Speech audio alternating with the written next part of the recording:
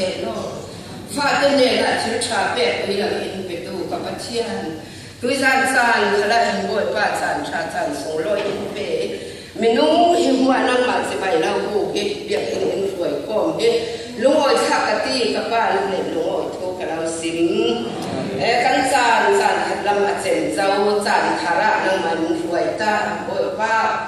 san khá căn thành đừng à những năng mà lao thằng thật thế để lao sừng rồi thế đấy cần thế nào đi à mình nung căn si thì thấy căn này là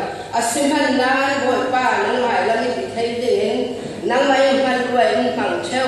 năng mình taxi bội ba ô nó sống taxi đi đến năng mình ra về mình thuận khăn treo là năng mày làm quay trên đấy nung pi đấy